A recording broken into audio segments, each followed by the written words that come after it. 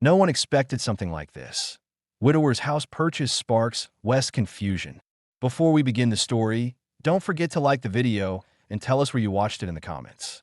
The road that led out of Abilene hadn't been traveled much since the frost set in weeks earlier. Wagon ruts ran deep and dry across the prairie flats, the trail turning dusty again beneath a rising sun.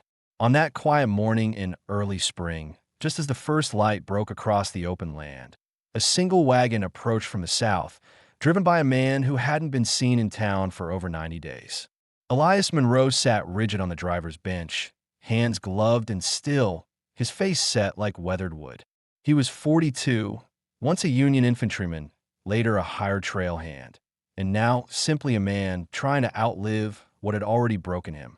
His wife had died 11 years back, their infant son buried in the same month. Since then, he'd moved from one job to the next, driving cattle, fixing fences, hauling timber, never staying anywhere long. The townsfolk had come to see him as harmless but distant. He'd spoken to no one more than he had to.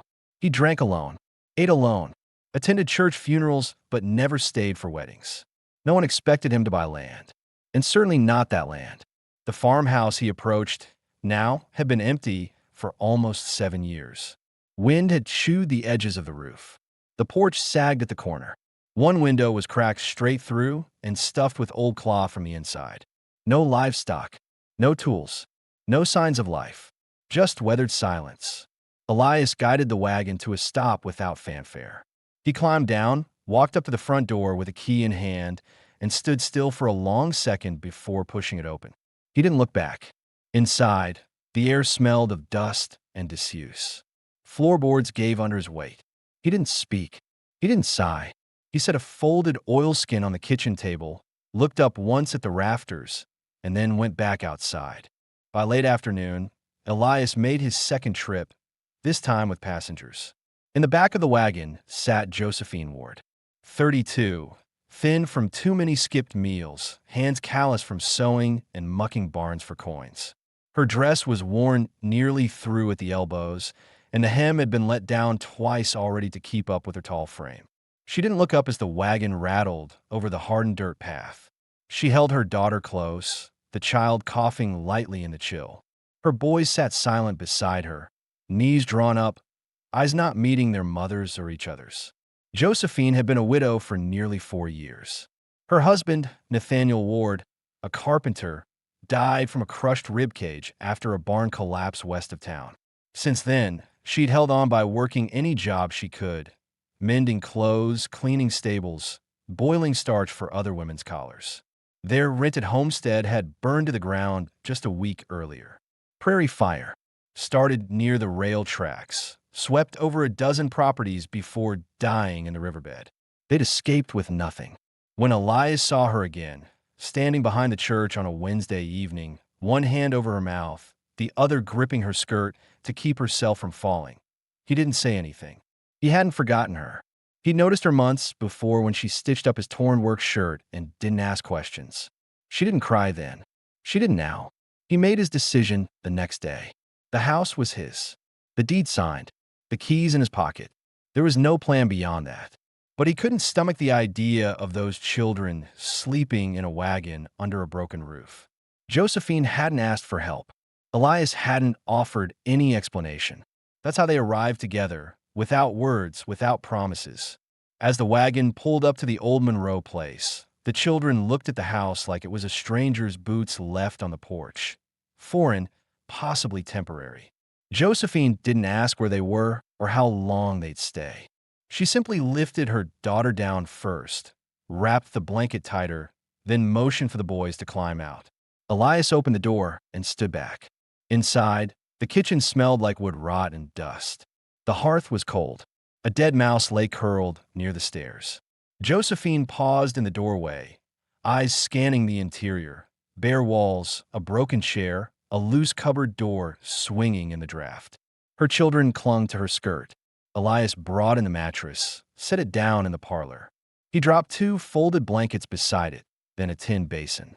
When he passed her again, she met his eyes just once, and then moved to settle the children.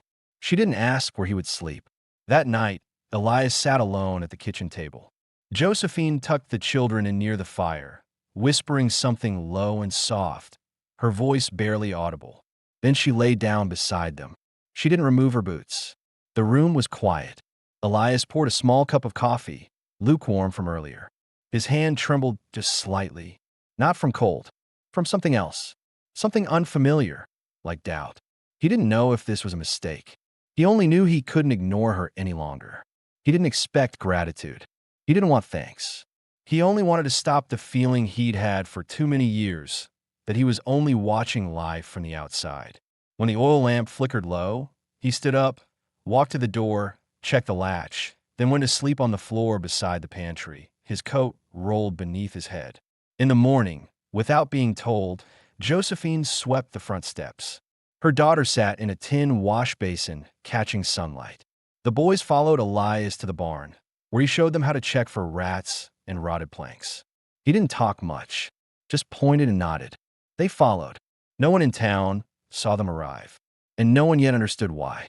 But by the end of that day, the house was no longer silent.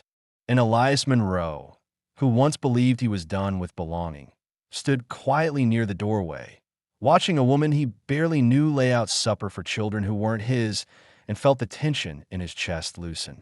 He didn't smile, but he stayed. The second morning began before the frost lifted. Elias was already outside by the time the sun touched the tops of the cottonwoods in the east. He stood in the yard with a broken-handled shovel, clearing the remains of what had once been a vegetable bed. The dirt was hard, packed from years of neglect, and the wind cut across the prairie like it hadn't warmed since last October. He didn't look up when he heard the door creak open behind him, but he noticed the pause in Josephine's steps before she descended the porch. She came out carrying the metal bucket, the same one he'd set by the door. Her boots scuffed the edge of the step. She glanced toward him, then toward the old well. Her body moved like it remembered what needed doing before she could think about whether she should be doing it here.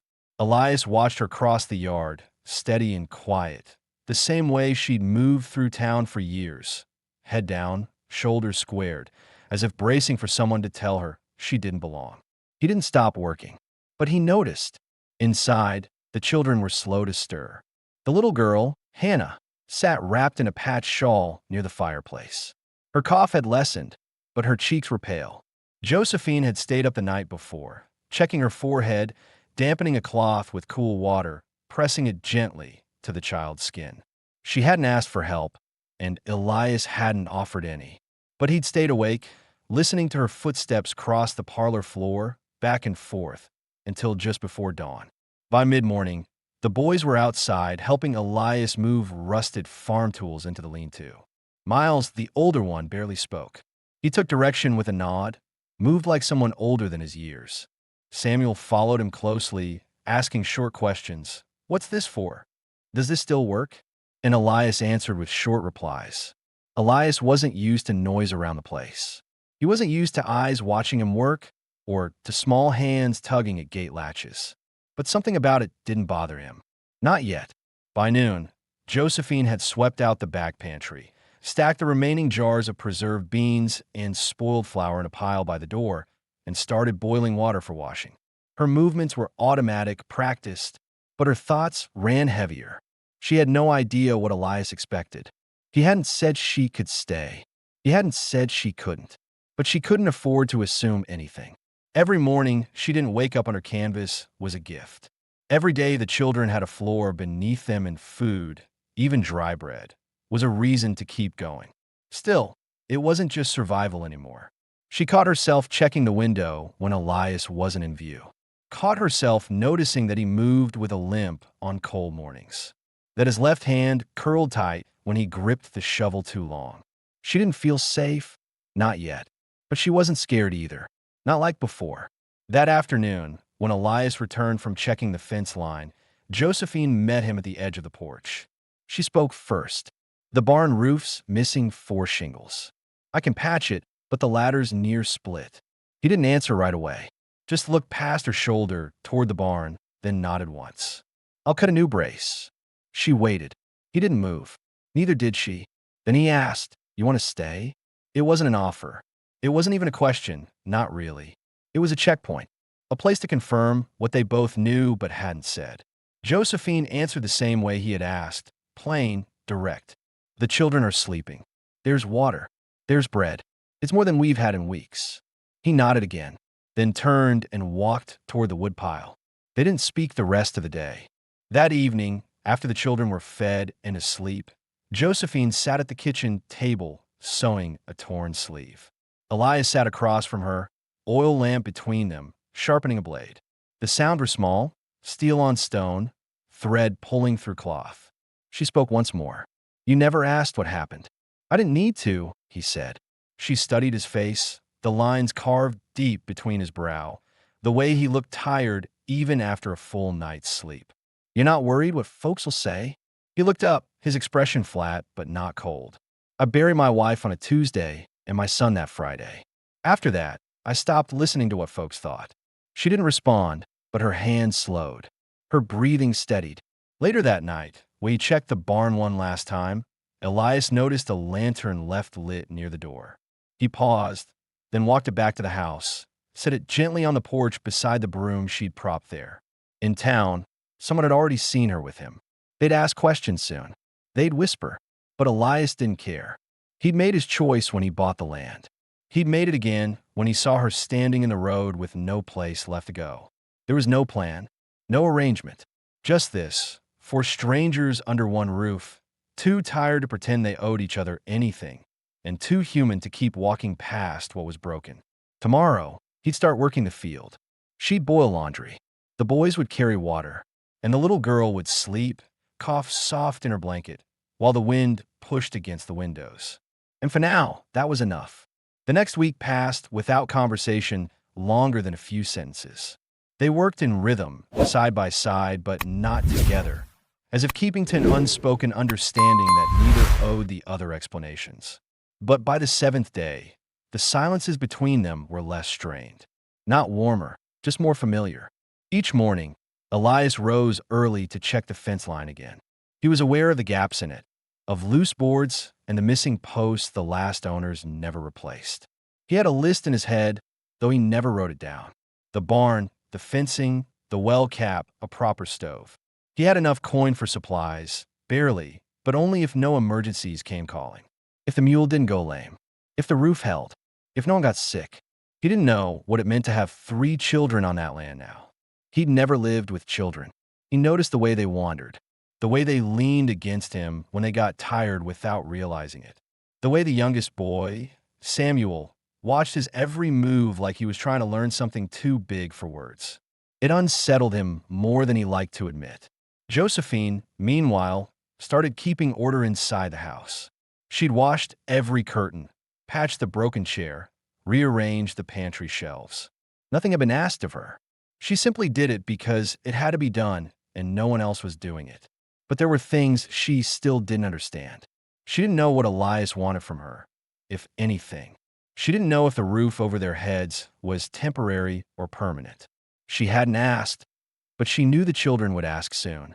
Miles was already cautious again, already watching Elias with the quiet wariness of a boy old enough to remember the last time a man left them behind.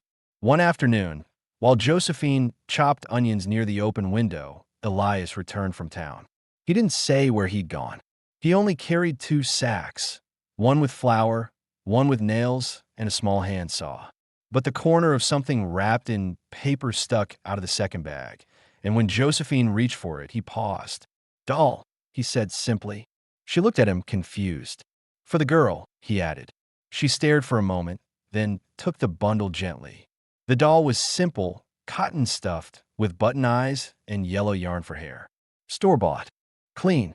Josephine's throat tightened, and she swallowed hard before nodding. "Thank you." He didn't reply, just turned and walked out again. That night, Hannah clutched the doll against her chest while she slept. Josephine sat at the table after the children were down, staring at the floor for a long time before finally whispering, "You didn't have to." Elias was near the stove, wiping his hands on a rag. "I know, that was all." Later, when Josephine stepped outside to shake out the cloths, she noticed a wooden post driven into the dirt near the fence, freshly hammered in, with a length of twine tied from it to the next. It wasn't part of the original fencing. It was too close to the house. She followed the line of twine with her eyes. It cut a neat rectangle around the front yard. He was marking out space for a garden. No one had said anything, but Elias had noticed a jar of dry beans she kept near the hearth. The way she saved onion tops. The way she measured flour like it was gold dust. The children needed more than bread. Josephine returned inside without saying a word, but she felt it, something shifting, not in the house, but in her chest. She didn't want to assume. She didn't dare hope. But someone had finally begun planning for a future that included them. The next day brought the first visit. Mid-morning, a rider approached from the east road. Elias saw the dust cloud first, then the glint off the saddle. He didn't call for Josephine, but she stepped out anyway, towel in her hands. It was the preacher's wife, Mrs. Hargrove, riding side saddle in a Sunday dress despite it being Thursday. She waved stiffly and smiled the way women smiled when they wanted something masked as kindness. Elias wiped his hands on his pants and met her halfway. "Heard someone moved in," she said without dismounting. Elias didn't answer. She looked toward the porch. "We all remember Mrs. Ward. My husband said a prayer for her when the fire took the house. Such a shame." Josephine stepped down quietly, stopping just behind Elias. "We're fine, ma'am," she said. Mrs. Hargrove glanced at her, then back at Elias. Of course. Folks were just surprised. Elias folded his arms. "What?" Mrs. Hargrove didn't answer that. She smiled again, tighter this time, then nodded toward the children watching from the window. "Well, we'll be keeping you in prayer." Elias didn't respond. She turned her horse without another word and rode off. Josephine exhaled slowly once she was gone. "That won't be the last of it." Elias didn't move. "Doesn't need to be." She looked at him then, really looked, and for the first time, she understood something. He wasn't just letting them stay. He wasn't just tolerating them out of guilt or pity. He had made a choice, and he wasn't ashamed of it. He caught her stare. "You're safe here." It was the first full sentence he'd said to her in days. And it was enough. That evening, Elias sat on the porch, a mug of coffee in one hand, his coat open despite the chill. Josephine joined him after the children were asleep. She didn't sit close, but she didn't sit far either. The wind had settled.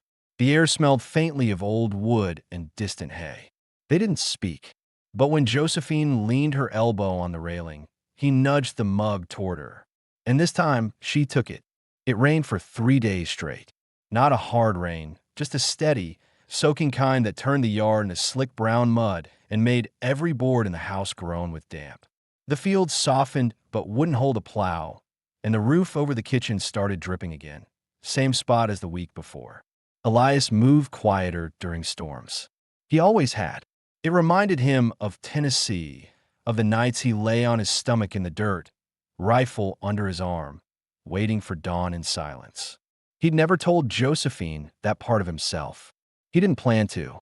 Some things had to stay buried, not because they were secrets, but because speaking them out loud didn't change them. On the second day of rain, Josephine found the children pressed up against the parlor window, staring out at the emptiness like it was a stage.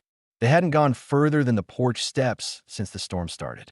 No running, no chores, no shouting, just stillness. It worried her more than she admitted. She set the pot of beans to simmer, wiped her hands on her apron, and walked to the back of the house where Elias was straightening the tool rack. "They're too quiet." He nodded. "Rain'll do that." "I know." She paused. "But they need something to do." Elias thought for a second, then stepped outside without a coat. When he returned, he was carrying a box wrapped in burlap, something she hadn't seen before. He set it down near the hearth, untied the corners, and lifted the lid. Inside were nails, smooth wood planks, a saw, a hammer, and a small bag of marbles. Samuel gasped. Miles leaned in silently. "Came from my uncle's place.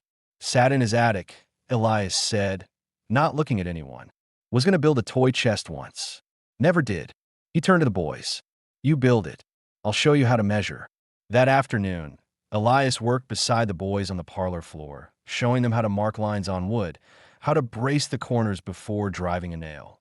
He said little, but the room filled with the rhythm of small hands learning, of tiny voices asking permission without words, of a man who had forgotten what it felt like to be needed. Josephine watched from the corner with her sewing in her lap, listening to the soft rise of voices, careful, curious, new. Her daughter leaned against her side, holding the doll. The child hadn't coughed all day. Later, after the chest was halfway done, Elias walked out into the drizzle to check the chicken coop. Josephine followed with an empty basket, pulling her shawl tighter. He didn't expect her to come, but he slowed his steps so they walked side by side. "How old were you when you came west?" she asked suddenly. 22. "Married already?" "Yes." She nodded. "I was 20. He was 28. He built our first table out of pine." Elias didn't say anything. He liked things neat, she added. Square. Measured. Didn't matter if it wobbled, so long as the legs matched. Elias turned to her, expression unreadable. "You miss him?" Josephine didn't answer right away. "I miss the way I used to be. With him, I had a place. After him, I had to become someone else." Elias nodded once. It made sense. At the coop, they found one hen dead from the damp and another brooding hard in a corner, feathers puffed. Josephine lifted 3 eggs gently into the basket, wiping each clean with the hem of her apron. Elias handed her a dry cloth without being asked. As they turned to go, she asked quietly, "You ever think of leaving?" "After the war, I did," he said. "Kept thinking I'd go south. Start over. Maybe disappear somewhere." "What stopped you?" "My wife," he answered. "She wanted Kansas. I bought a plot." She was gone before the roof was finished. Josephine didn't press further, but the way she looked at him softened, not out of pity, but understanding. The kind that came from knowing what it meant to plan a life and bury it too soon. That night, as the rain finally eased, Josephine sat in the chair by the fire while Elias sat nearby, cleaning the saw blade. The boys were asleep in the corner, the half-finished chest under a blanket to keep the damp off. Hannah snored lightly with the doll still in her arms. Josephine reached for the kettle and poured 2 mugs, sliding one across the table toward Elias. He took it, didn't look up. She didn't expect thanks. He didn't expect conversation. But after a long silence, he asked, "You planning to go back?" "Once the weather clears." She looked at him directly. "Do you want me to?" He didn't answer right away. He set down the mug, wiped his hand on his thigh. "No." Josephine let that settle. "No one's asked me to stay anywhere in a long time," she said. "You don't need to be asked," he said. Outside, the wind had stopped. Inside, the silence between them finally began to feel like something else, not distance but shelter. The rain broke in the middle of the night. By morning, the prairie looked scrubbed raw, colors sharper under the washed sky, and the air hung heavy with damp earth and pine smoke.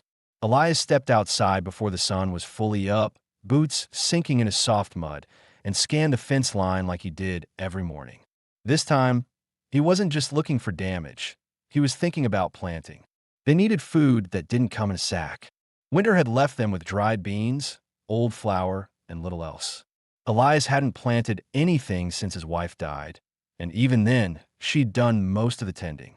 But now there were 4 mouths in the house that didn't belong to him, and a woman who took nothing yet gave back more than anyone he'd ever known. The least he could do was put something in the ground. Inside, Josephine was scrubbing the floor. She moved quietly, sleeves rolled past her elbows, hair pinned back the way she wore it when she didn't want to be seen as tired. She hadn't slept much. Hannah had a cough again, just a dry tickle, but it had returned with the damp. Josephine had sat up twice during the night to lay cloth across the girl's chest, humming softly until her breathing steadied. Now she worked through the morning without pause. Cleaning gave her control. She couldn't fix what had burnt. She couldn't make the town's gossip stop, but she could make the floorboards shine. She could stitch each torn hem. She could keep this house from becoming another place they were asked to leave. The boys had taken to Elias in quiet ways. Miles, still cautious, kept a distance, always watching before acting. But he followed Elias outside each morning, helped with repairs, asked questions in short bursts. Samuel had no such hesitation. He followed close, mimicked the way Elias held a tool, watched how he tested the weight of a hammer or tapped the fence post to listen for rot. Elias didn't speak more than he had to, but he gave space. He handed tools without comment. He let the boys carry more than they probably should have. They had questions, too, about the land, about whether they'd stay. "Is this your house?" Samuel asked him that afternoon. Elias looked at the boy, then nodded. "It is. Is it ours too now?" He paused, then answered, "It can be." Later, Josephine stood in the yard with a length of twine, measuring the spot Elias had marked for the garden. Her fingers were stiff from the cold that still clung to the ground, but her movements were precise. She didn't ask why he'd started it. She didn't ask if he expected her to finish it. But she worked beside him, and when he handed her a seed packet, she took it without a word. That evening, the sun hung low and wide across the open land, casting shadows across the porch steps. Josephine sat with Hannah in her lap, brushing the girl's hair out with slow strokes, eyes watching the sky. Elias sat on the porch rail, one foot resting on the bottom beam, hat low over his eyes. They said nothing for a long time. Finally, Josephine asked, "How do you afford the place?" Elias didn't look at her. "Sold a mule I didn't need. Took work down in Salina for a few weeks last fall." "You bought this house before the fire, didn't you?" He hesitated, then nodded. Josephine stared at him, heart pounding. "Why?" Elias took a long breath, the kind that comes before truth. "Because I was tired of being alone, and because I saw you that night behind the church." She didn't answer. She couldn't. Her eyes burned. "I knew you had nowhere left to go," he added. "Didn't figure you'd ask me, so I made a place." She swallowed the knot in her throat. "I didn't want to be a burden." "You're not." He said it plainly, as if stating a fact, as if no other possibility existed. Josephine looked away, but not far. She shifted Hannah in her lap and said quietly, "You don't know what it means to me. Not just a roof. The way you've treated the children. Like they're not in the way." "They're not," Elias said. She nodded slowly. Then, "They keep asking if this is home now." Elias leaned forward, hands resting on his knees. "Is it?" Her breath caught. "It feels like it." He didn't smile, but the way he looked at her, steady, unwavering, made her feel like she didn't have to carry every answer anymore. Inside, Miles was mending the hinge on the pantry door with nails Elias had given him. Samuel was sketching shapes in the dust with the stub of a charcoal stick. The house wasn't clean or perfect or finished, but it was beginning to live again. That night, Elias brought in a second bed frame from a barn. He didn't ask. He just carried it into the parlor, set it against the far wall, and nodded once to Josephine. She understood. They were staying. Later, after the children were asleep, Josephine stood in the doorway between the rooms, looking at the small fire glowing low in the hearth. Elias was folding his coat over the back of the chair. "Tomorrow," she said, "I'll start planting carrots." "All right," he answered. It was quiet again, but not empty. And for the first time since the fire, since the town turned its back, since she'd stood in the dirt behind the church, trying not to fall apart, Josephine believed they might be allowed to begin again. The first frost-free morning came late that spring. Josephine stepped out before dawn, boots crunching in the half-frozen mud, shawl tight around her shoulders, and looked out over the bare patch of soil they'd turned up near the barn. The garden bed was rough, shallow in places, but it was theirs. Rows were marked, stakes driven. The carrots would go in first, then beans, onions, maybe squash if they could get more seeds. Elias had left early to barter with the blacksmith for a better hoe and a sack of oats. He said little when he left, but Josephine understood. Supplies ran thin quickly with growing children, and the nearest store raised prices each month without warning. Elias didn't like asking for help, even when it came in the form of trade. She spent the morning setting seed, hands moving slow but steady. Hannah sat nearby on a blanket with her doll, watching her mother with quiet curiosity. The boys were hauling water from the well, bucket by bucket, without being told. Josephine didn't need to speak to guide them anymore. They'd begun to learn the rhythm of life here. Quiet work, shared meals, early nights. It had become routine, not survival. But it hadn't all settled. That afternoon, while folding linens inside, Josephine heard hooves on the road again. She stepped onto the porch, hand raised to shield her eyes from the sun. This time, it wasn't the preacher's wife. It was a pair of men, one older, wiry, dressed in a brown vest and high boots, the other younger, slouched in the saddle like he didn't want to be there. Neither wore the expression of someone passing through. Josephine didn't recognize them, but the older one tipped his hat as they approached. "Afternoon, ma'am. Looking for Elias Monroe." "He's not here," she said plainly, not stepping down from the porch. The older man's eyes slid past her to the house, then the garden, then back to her again. "He's expecting you?" "No." The man scratched at his chin. "He bought this place off my cousin. Took it off his hands after the taxes piled up. We just came to see how it was holding up." Josephine didn't move. "It's holding." The younger man glanced at the garden patch, then at the wash hanging on the line. His mouth twitched like he wanted to say something, but didn't. He leaned toward his companion, whispered, then turned his horse. The older man hesitated a beat longer. "Just passing through. Didn't mean trouble."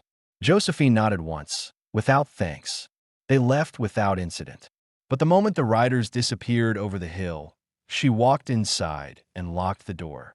When Elias returned later, she told him everything. His jaw tightened, not in panic, but in something older, something protective. He didn't raise his voice. He didn't swear. But he went to the barn, sharpened his axe, and checked every hinge on the doors before coming in. "Should I be worried?" she asked. "No," he said, then paused. "Not yet." She believed him. But that night, he moved his cot from the pantry into the front room, between the fireplace and the door. That same evening, Miles finally spoke what had been circling in his mind for weeks. "Are we going to stay here for good?" Elias didn't answer right away. He looked at Josephine, then at the boy, then nodded once. "As long as we're able." Miles processed that in silence. Then he added, "Other folks won't like it." Elias looked him square in the eyes. "Let them not like it." The boy nodded back, as if something inside him had steadied.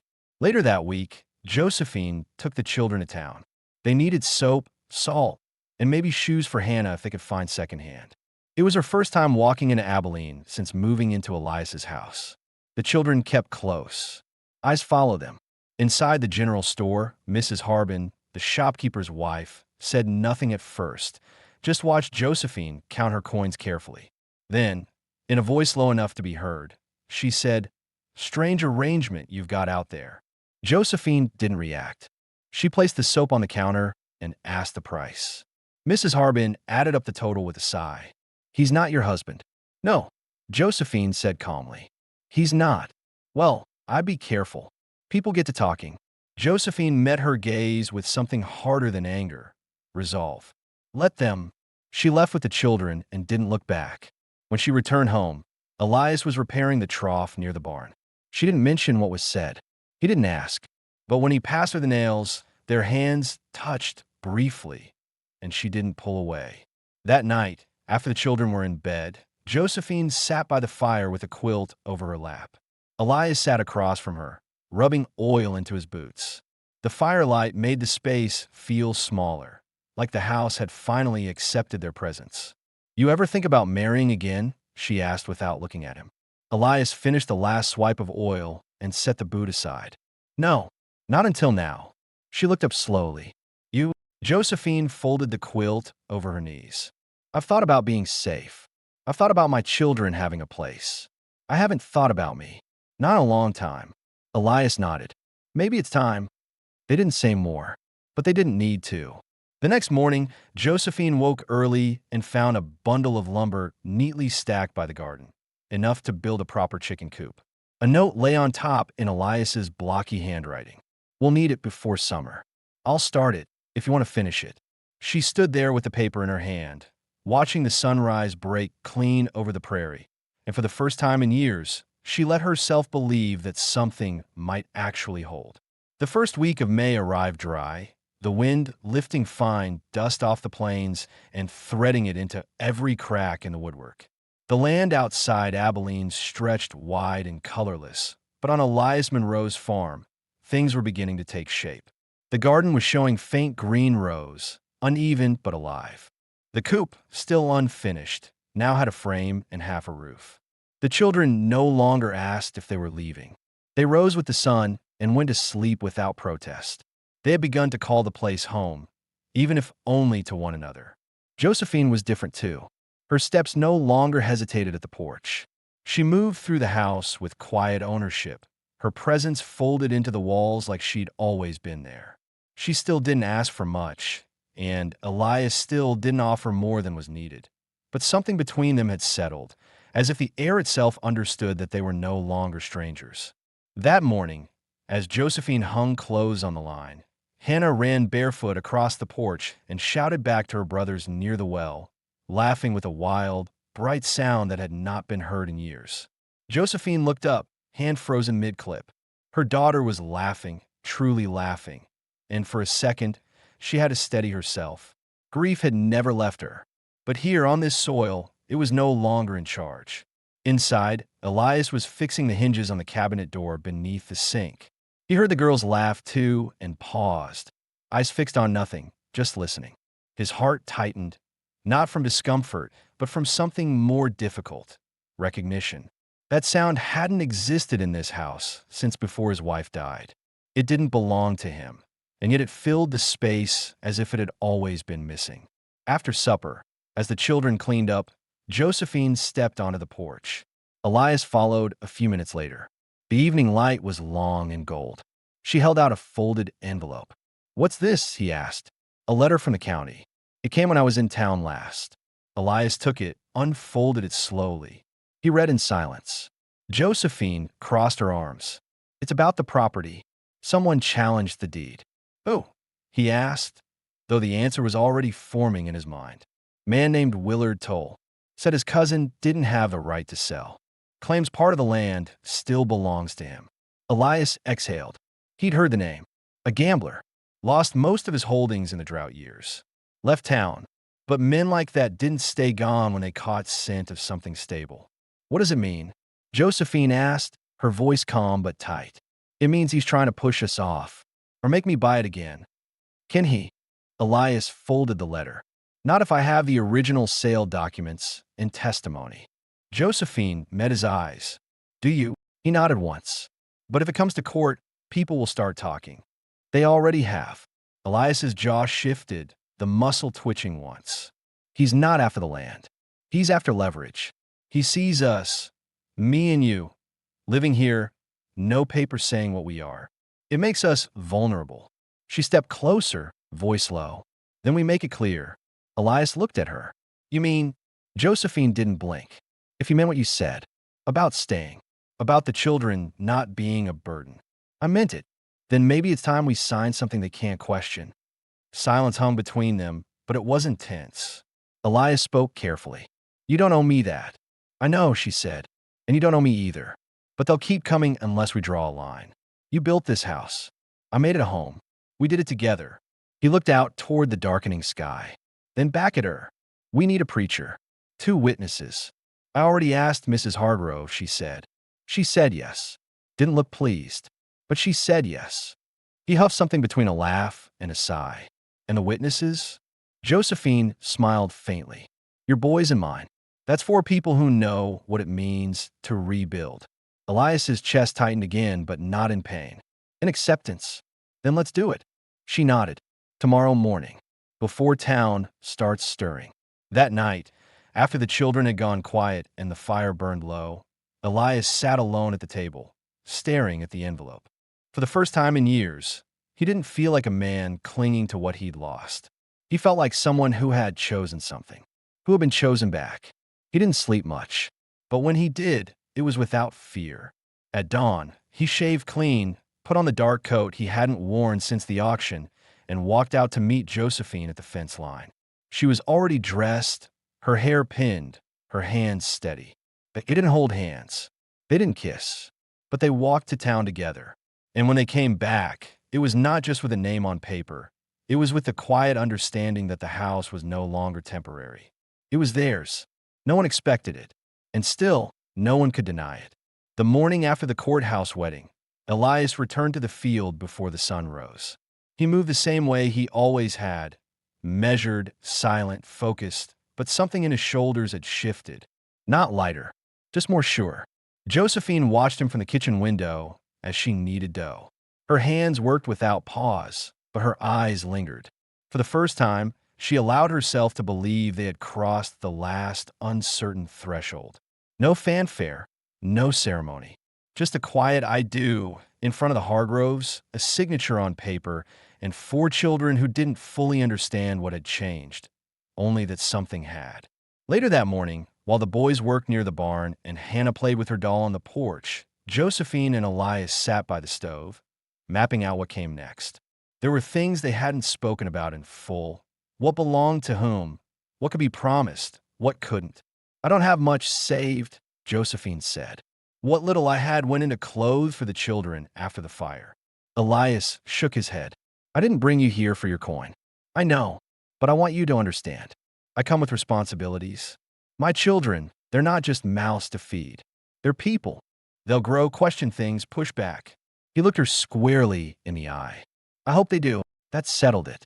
They began dividing the work more openly after that.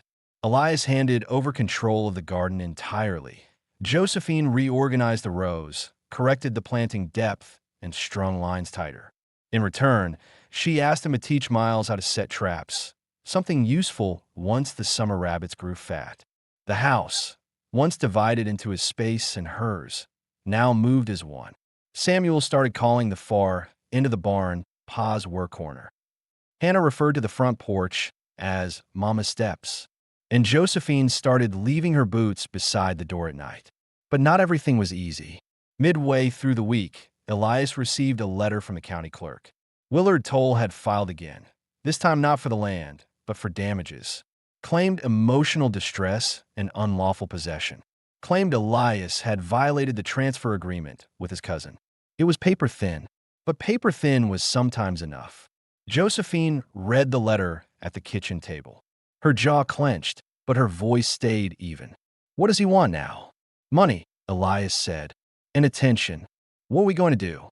Elias leaned against the frame of the back door, watching the prairie. "We'll show up to the hearing. I'll bring the deed, the witness affidavits. He's bluffing, but if we don't push back, he'll keep pressing." Josephine nodded. "And if the town sides with him?" Elias didn't answer immediately. Then we remind them this land was empty. No one wanted it, until it held something worth destroying. The hearing was set for 2 weeks later. In that time, the house stayed busy. Josephine repaired the roof of the smokehouse.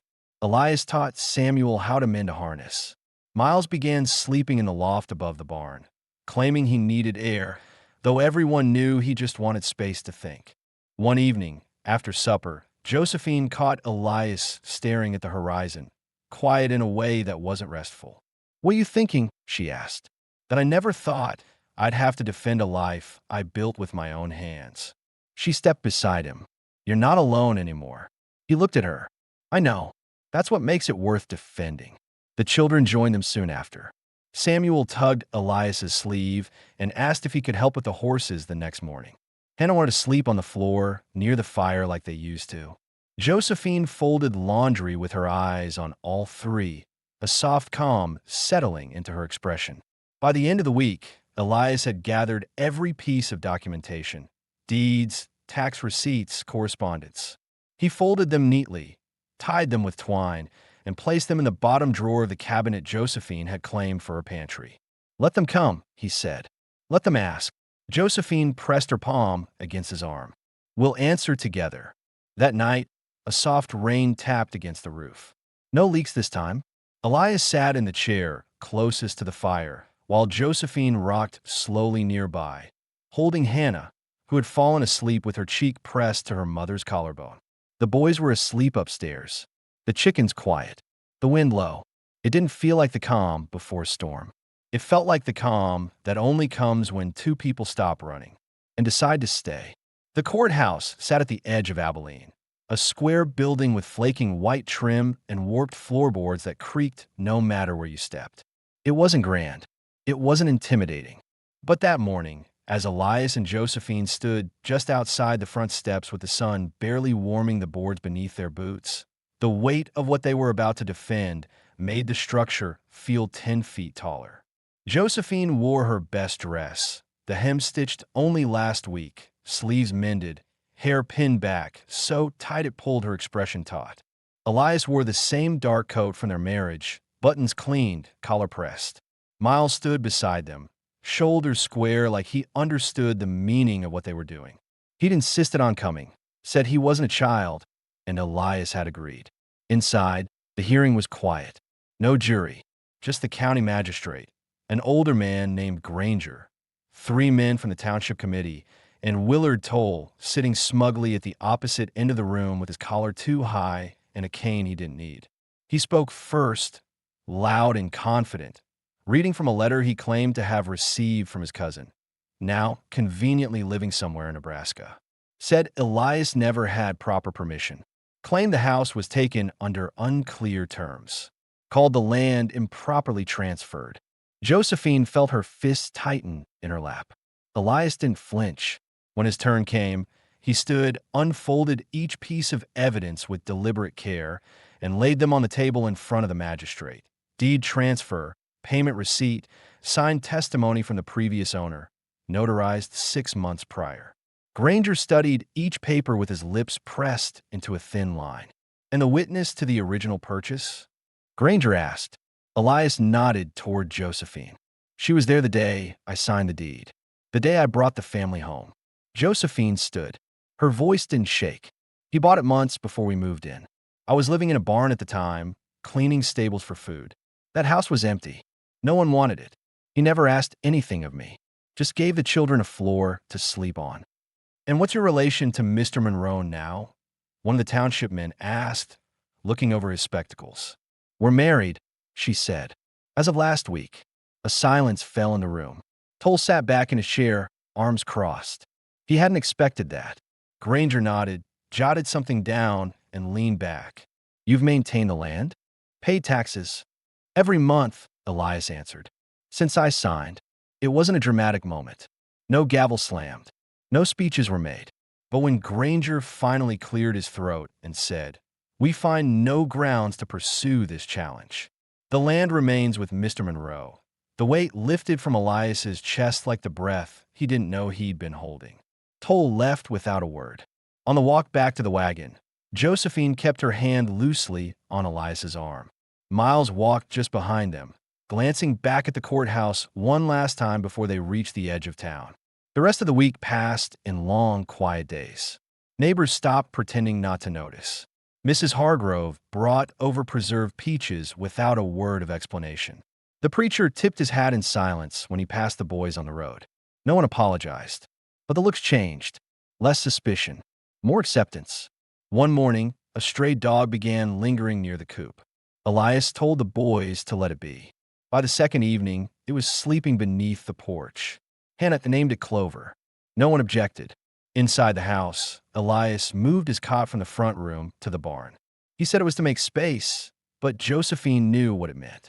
They had begun to share more meals, plans, small things. She found his boots beside hers more often now. She found comfort in hearing him come through the door just before dusk, wiping the dust from his hands and asking what the children had eaten. There was still work to be done. The fence along the north edge was sagging. The garden would need weeding. Josephine was already planning how to preserve the vegetables once they came up. But the pressure that had hung over the house for months had finally broken.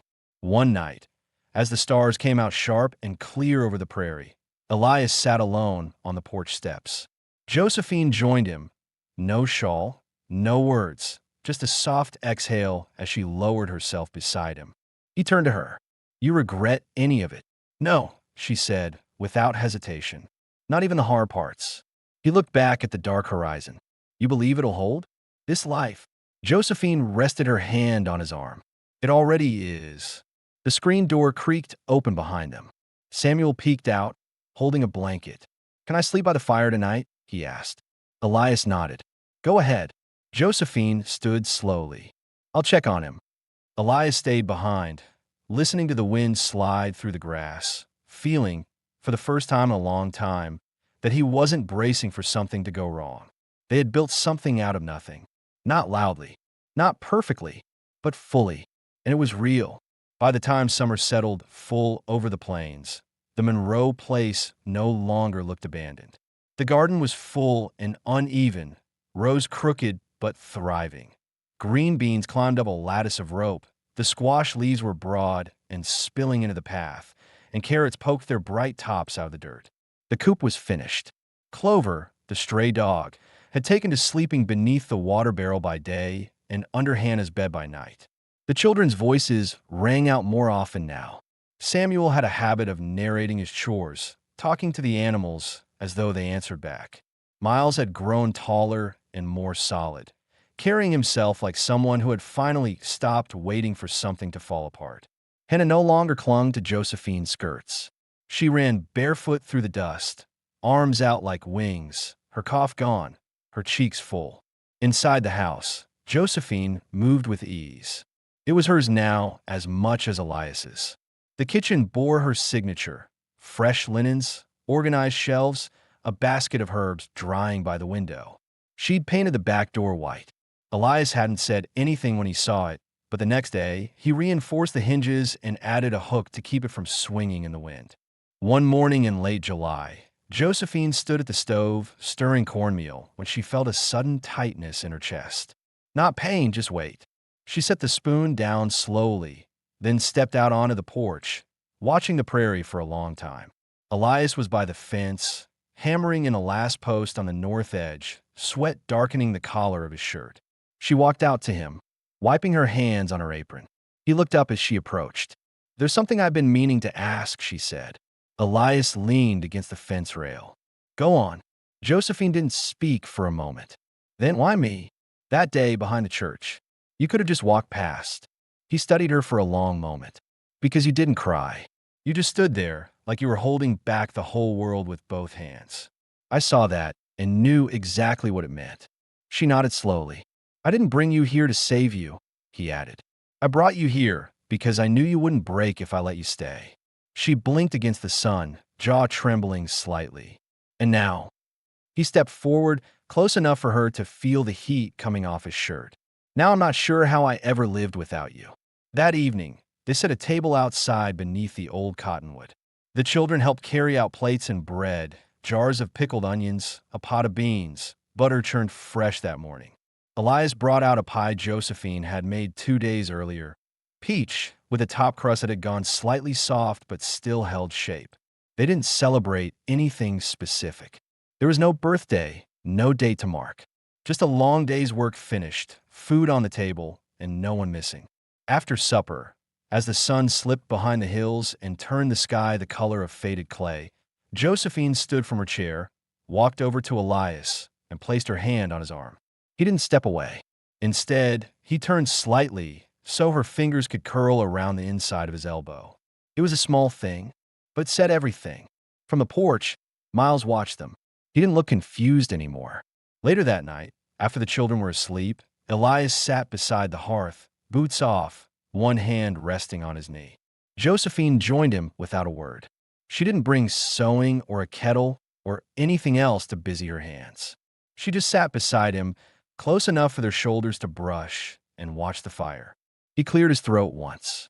"I was thinking, there's a parcel just west of the ridge. Has good water. Not far."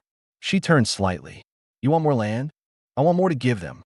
Josephine looked toward the rooms where the children slept. "They'll be grown one day." He nodded. "Then let's give them something to grow into." She smiled, slow and sure. In the months that followed, the town gradually stopped whispering. Children from nearby farms began showing up to play with Samuel and Hannah. Miles found work apprenticing under the blacksmith on weekends. Josephine was asked, without prompting, if she'd consider sewing church linens. She accepted. One Sunday, the preacher came by unannounced. He asked if Elias might help repair the church steps before winter. Elias agreed quietly. Josephine packed him bread and ham the next morning without asking. The Monroe homestead, once empty, once passed over, once doubted, had become something no one could deny, a family place. Not by blood, not by law alone, but by the quiet, daily choosing of each other. And on the first cold night of the season, when the wind howled against the corners of the house and the lantern flickered near the window, Elias stood up from his chair, walked to the back door, and latched it firmly. Then he returned to the room, glanced toward the fire, and saw Josephine already setting a second chair beside it. He sat down. He didn't speak. She didn't ask him to. And outside, the wind passed over the roof like it had 100 times before, but this time it didn't rattle anything loose. The house held, and so did they.